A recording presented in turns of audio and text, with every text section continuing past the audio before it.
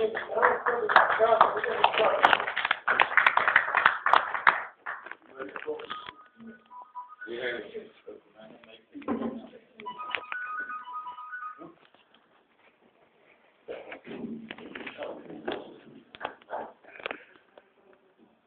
както съобщи господин Първан, 29-я празник на столицата ще стои на 4 декември в Дома на децата. Това е нещо много обикновено, дори да се прави мероприятието на залата, тъй като тя е в центъра и по този начин привличаме повече приятели, родители, деца от обществото идват, да могат да популяризираме този наш национален спорт по борба. Както знаете, последните европейско първенство са стане много добре на световното също, така че всички тези деца и политики минали по празника на борбата. Да благодарим на Столичния спортен съюз по борба в лицето на голямата община.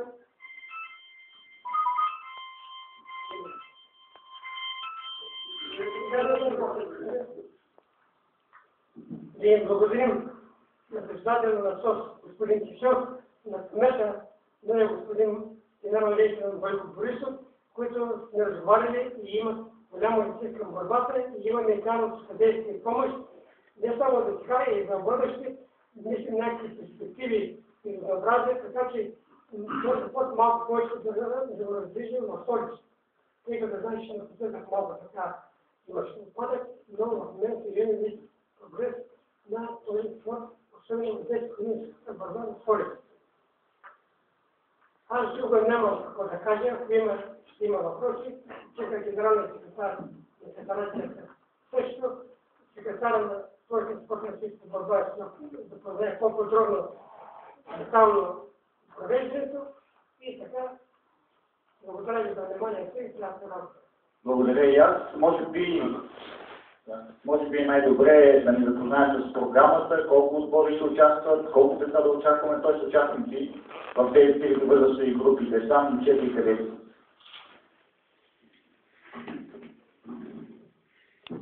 Състезанието се организира, всъщност празника, се организира за деца, момчета и кадети. Това са трите възрасти в двата стила, в които ще участват всички столични клубове по борба.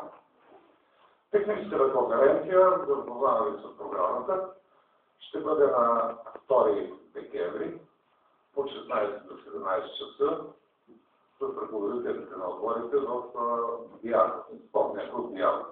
Меренето на състезателите ще бъде също там, веднага след приключване на техническата конференция.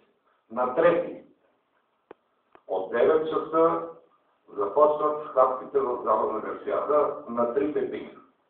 За всички възрасти ще има по един пик, съответно за двата стила борба. Повтарям, деца, момчета и кадети. В 11:30 часа ще стане официално за откриване на празника и награждаване на деятели и треньори от столицата във връзка с кръгли годишни. Дали принос за развитието на борбата в София.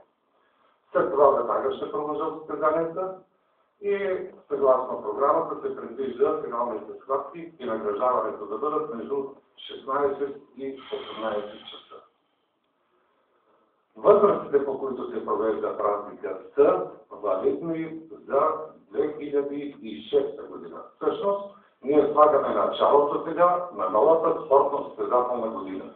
Независимо, че годината 2005 не е изтекла, няма да бъде по тези възрасти, които са участвали през настоящата година, а по този начин се опитваме да помогнем на столичните треньори и клубовете, още от сега, в началото на настоящата спортно-състезателна година, да видят какъв е подбора в съответните клубове, как са комплектувани групите, как са комплектувани съответните възрасти и да имат представа още в самото начало, къде, какво им куса и къде са свършили добре работа. Това е по програма. Ако имате някакви въпроси.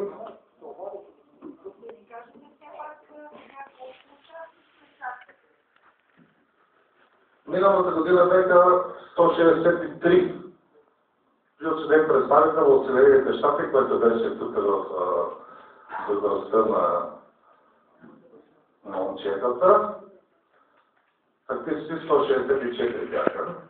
Участваха клубовете на Левски, ССК, Славия.